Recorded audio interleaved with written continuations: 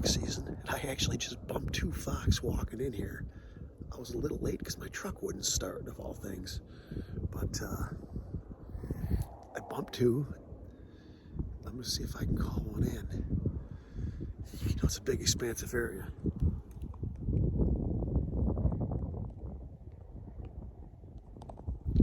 So we'll see if we can see one. If not, there's always tonight. Calling, and there's a fox, but he's way out there. Corner of the white field. He's like over 1,000 yards away. So if we bring him in, we'll be doing something.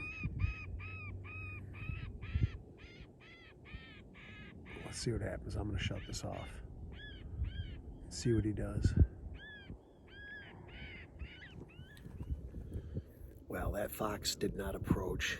Could have been one of the ones I bumped. I don't know. It's about 15 degrees. I think I'm gonna leave. I'm actually gonna measure out that coyote that I shot the other day because this is the spot. Then I'll hunt tonight, and that's gonna wrap up the season for fox, and then we can target coyotes, which will be a welcome change. Well, we're still calling. Fox are moving. There's another one.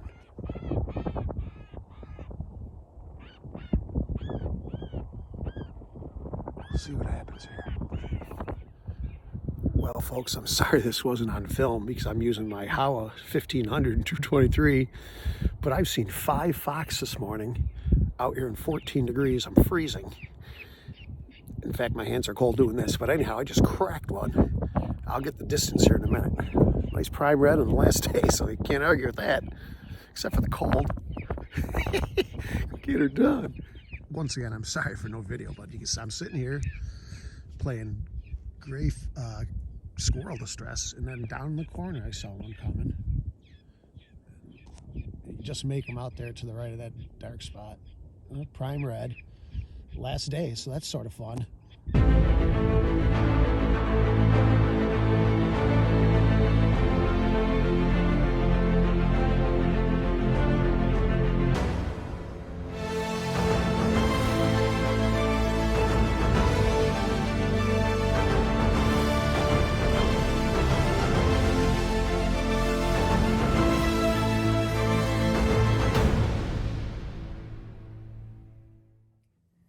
That morning hunt was an excellent way to finish off the New York State fox season.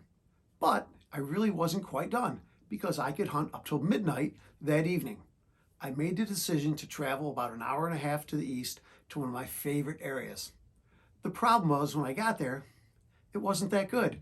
The night sort of seemed to be dead. There was no tracks, nothing going on. At about 9:30, I said to myself, I should race back home and hunt that same farm I was at this morning. The farm had all those prints all over. So that's exactly what I did. It was about 11:20 by the time I got to the farm. Up and over that big hill I went. In fact, there was even more fresh tracks. Well, I sat down, I put on a squealy cottontail sound, which is a remote sound I just happened to put on the Fox Pro. And within 2 minutes, I spotted a white blob ripping across that field. Actually, it came from the same area as we watched that 1,000-yard fox. That's where I saw it, and it came in on a beeline, and I took a nice shot, this time to complete the season. Let's check it out. Okay, this thing's coming from way far away. He's running hard.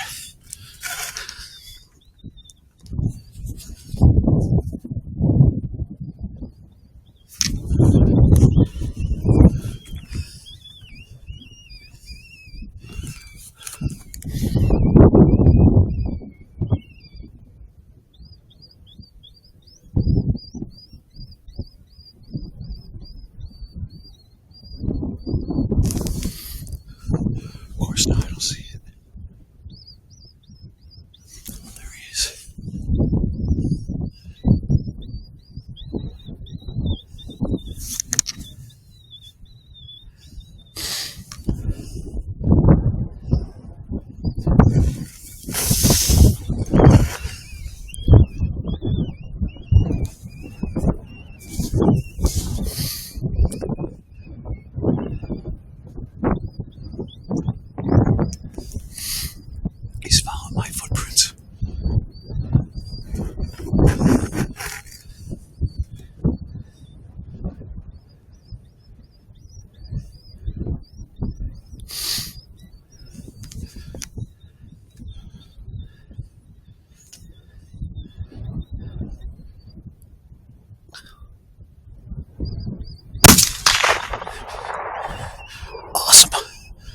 Dude, I drove an hour and a half because the spot had a lot of tracks this morning.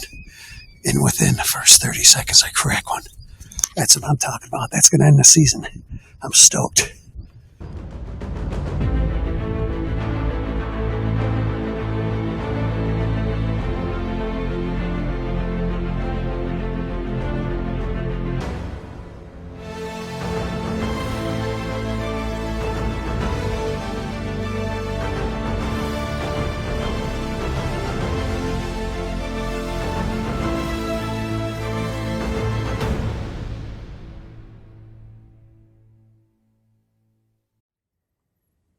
Somebody just asked me on social media what my totals were for this year, knowing that last year I got 100 predators, 70 of which were red fox. Well, this year I came nowhere close, and for a few reasons. No excuses, but this is all I can come up with. Number one, I did lose a bunch of farms. Number two, the weather. It was just brutal. From January on, it was terrible, and there was not a lot of time for good hunting. Number three, I was playing with that equipment, with the bipods, tripods, switching between rifles, and quite frankly, it just didn't work out too well. The next reason, marksmanship. I was terrible. I missed a lot of point blank shots. I can't blame anybody but myself. So next year, I'll try to do better. So fox season's over. Now it's time to target the big dogs, coyotes, until the end of March. Hey, good luck out there hunting, everybody. Talk to you soon.